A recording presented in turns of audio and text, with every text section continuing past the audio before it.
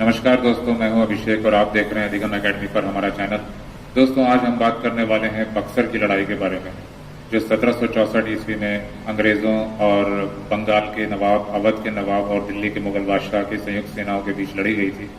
यह लड़ाई भारतीय इतिहास में अत्यधिक महत्वपूर्ण इसलिए है क्योंकि इस युद्ध के पश्चात, इस लड़ाई के पश्चात अंग्रेज वास्तव में भारत पर स्थापित हो गए थे। इस लड़ाई के पश्चात अंग्रेजों का बंगाल पर सीधे सीधे शासन स्थापित हो गया और फिर धीरे धीरे वो भारत की दूसरी रियासतों को अपने अधीन बनाते चले गए और पूरे भारत पर उन्होंने शासन शुरू कर दिया।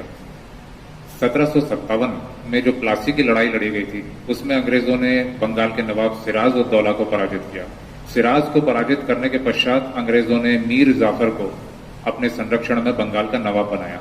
इसे बंगाल की पहली क्रांति के नाम से भी जाना जाता है, या बंगाल की क्रांति की पहली घटना थी ये 1757 की लड़ाई। इस लड़ाई के पश्चात बंगाल का नवाब मीर जाफर बनाया गया था, जो कि अंग्रेजों के हाथों की कठपुतली भी कहा जाता है।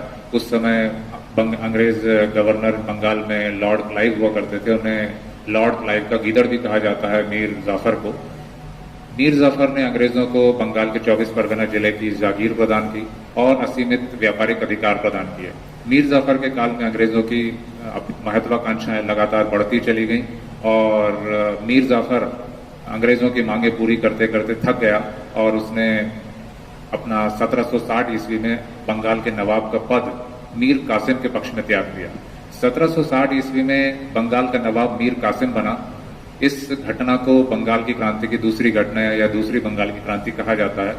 1760 ईस्वी में मीर कासिम को जो बंगाल का नवाब बनाया गया था, मीर कासिम ने अंग्रेजों पर कुछ व्यापारिक गतिविधियों को लेकर अनबन शुरू हो गई और अंग्रेजों और मीर जाफर के बीच में जो अनबन हुई, इसके पश्चात 1763 ईस्वी में बंगाल के नवाब मीर कासिम और अंग्रेजों के बीच कुछ युद्ध हुए, जिन्हें कारवा, गिरिया और उधौ नाला की लड़ाइयों या युद्ध के नाम से जाना जाता है। बंगाल का नवाब मीर कासिम इतना शक्तिशाली नहीं था कि अंग्रेजों से सीधे तौर पर टक्कर ले सके। फलस्वरूप उसने अवध के नवाब, जो कि उस समय शुजा उद दौला हुआ करते थे, अवध के नवाब को इसकी सूचना दी। अवध के नवाब शुजा उद दौला उत्तर भारत के इस दौरान सबसे शक्तिशाली शासकों में से एक थे। अवध के नवाब को अफगानों का नादर शाह दुर्रानी का और अहमद शाह अब्दाली, माफ कीजिएगा, अहमद शाह अब्दाली का संरक्षण भी प्राप्त था। दूसरी ओर जो अवध के नवाब थे, अवध के नवाब मुगल बादशाह शाह आलम द्वितीय के प्रधानमंत्री भी हुआ करते थे। मुगल बादशाह शाह आलम द्वितीय की ओर से अवध के नवाब शुजा उद दौला ने अंग्रेजों को एक पत्र जारी किया। एक धमकी भरा पत्र था जिसमें कि अंग्रेजों को यह कहा गया था कि उन्हें बंगाल में जो व्यापारिक छूट प्रदान की गई है, वे उसका अतिक्रमण कर रहे हैं एवं उसका दुरुपयोग कर बंगाल का अवैध रूप से आर्थिक शोषण कर रहे हैं। अंग्रेजों की ओर से इस पत्र के खिलाफ कोई प्रतिक्रिया न आते हुए देख अवध के नवाब शुजा उद दौला ने शाह आलम द्वितीय और मीर कासिम के सहयोग से अंग्रेजों के खिलाफ युद्ध का ऐलान कर दिया और पटना में अपने सेनाओं को पहुंचाकर घेराबंदी कर दी। अवध के नवाब शुजा उद दौला के पास अपनी स्वयं की सेना थी। शाह आलम द्वितीय और मीर कासिम की स्वयं की सेना तो नहीं थी, लेकिन वे भी इस युद्ध में शामिल हो गए थे। इस पटना में जो शुजा उद दौला के द्वारा घेराबंदी की गई थी, इससे अंग्रेज घबरा गए। शुजा उद दौला की सेना में लगभग 1,40,000 सैनिक बताए जाते हैं। इन 1,40,000 सैनिकों में लगभग 40,000 घुड़सवार थे और प्रशिक्षित सैनिक थे। बाकी 1 लाख के आसपास सेना के जो सैनिक थे वो भीड़ मात्र थे, प्रशिक्षित नहीं थे। दूसरी ओर अंग्रेजों में नवाब के द्वारा, शुजा उद दौला के द्वारा जो कार्रवाई की गई थी, इसके पश्चात वे घबरा गए और अंग्रेजों ने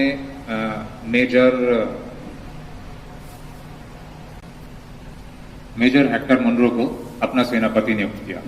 मेजर हेक्टर मुनरो ने नवाब शुजा उद दौला के खिलाफ और नवाबों की संयुक्त सेना के खिलाफ युद्ध की तैयारी शुरू कर दी।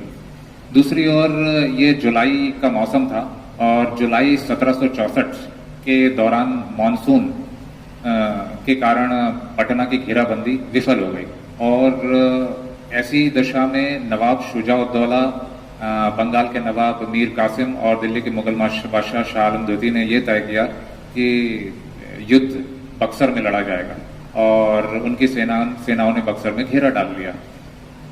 अगली अंग्रेजों को इस बात का अंदेशा था कि यदि नवाब शुजाउद्दौला को मराठाओं और अफगानों का, अहमद शाह अब्दाली का समर्थन मिल जाता है तो ऐसी दशा में अंग्रेज उसके सामने टिक नहीं पाएंगे। तो अंग्रेज अधिकारी हेक्टर मुनरो यह चाहता था कि शीघ्र युद्ध लड़ लिया जाए और ऐसी दशा में 23 अक्टूबर 1764 ईस्वी को बक्सर के मैदान में अंग्रेजी सेना और संयुक्त सेना, नवाब की संयुक्त सेना के बीच युद्ध हुआ। इस युद्ध में भयंकर गोलीबारी हुई और अंग्रेजों की बड़ी और शक्तिशाली तोपों के आगे नवाब के जो घुड़सवार थे, प्रशिक्षित घुड़सवार, वो भी टिक नहीं सके और बड़ी संख्या में उनके सैनिक मारे जाने लगे। यह युद्ध सुबह 9 बजे के लगभग शुरू हुआ था और 12 बजे से पहले ही समाप्त हो गया।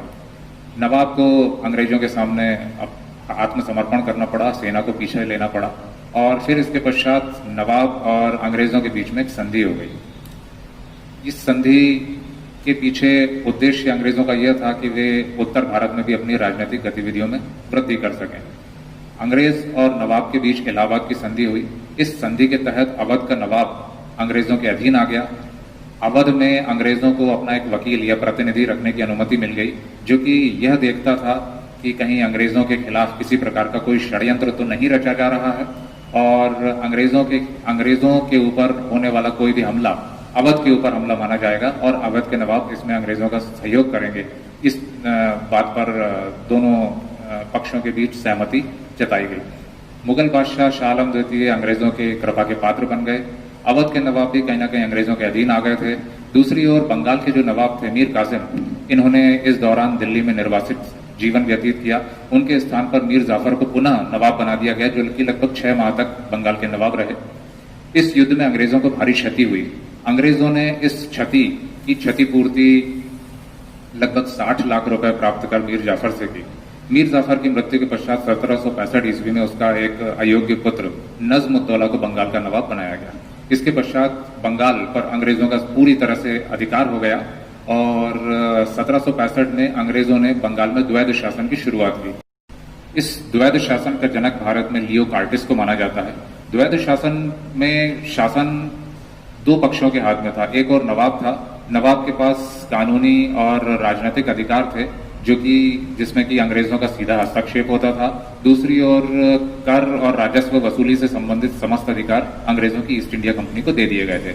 इसके पश्चात अंग्रेजों ने फोर्ट विलियम और के आसपास नगर बसाना शुरू किया, जिसे कि हम वर्तमान कलकत्ता नगर के नाम से जाने जाते हैं। यह अंग्रेजों की कालांतर में राजधानी भी बना। और इसके पश्चात बंगाल, जिसे कि सोने की चिड़िया कहा जाता था, जिसके कारण भारत को सोने की चिड़िया कहा जाता था, एक बड़ा संपन्न स्टेट था, इसका बड़े व्यापक स्तर पर अंग्रेजों ने आर्थिक दोहन करना शुरू कर दिया और इस काल को कुछ इतिहासकारों ने लूट का काल भी कहा है।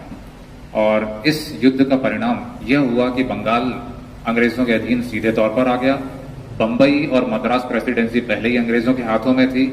इसके पश्चात अवध और दिल्ली में अंग्रेज फैलते चले गए और उत्तर भारत में अवध पर अधिकार कर लेने या अवध के साथ संधि कर लेने के पश्चात अंग्रेजों के खिलाफ आवाज उठाने वाली कोई भी बड़ी शक्ति नहीं थी और फिर अंग्रेजों ने मराठों और दूसरी छोटी बड़ी रियासतों के खिलाफ अपना रुख किया और धीरे धीरे पूरे भारत में उन्होंने अपने साम्राज्य का विस्तार करते चले गए और पूरे देश भर में स्थापित हो गए। दोस्तों, इसीलिए बक्सर की लड़ाई भारतीय इतिहास में इतनी महत्वपूर्ण है, मानी जाती है कि इस लड़ाई के पश्चात भारत वास्तव में अंग्रेजों का गुलाम बनता चला गया। यदि इस लड़ाई में अंग्रेज पराजित हो जाते तो भारत शायद अंग्रेजों के अधीन नहीं आता। आज के लिए इजाजत चाहता हूं। इसके पश्चात और दूसरे ज्ञानवर्धक वीडियो के साथ हम मिलते रहेंगे। नमस्कार।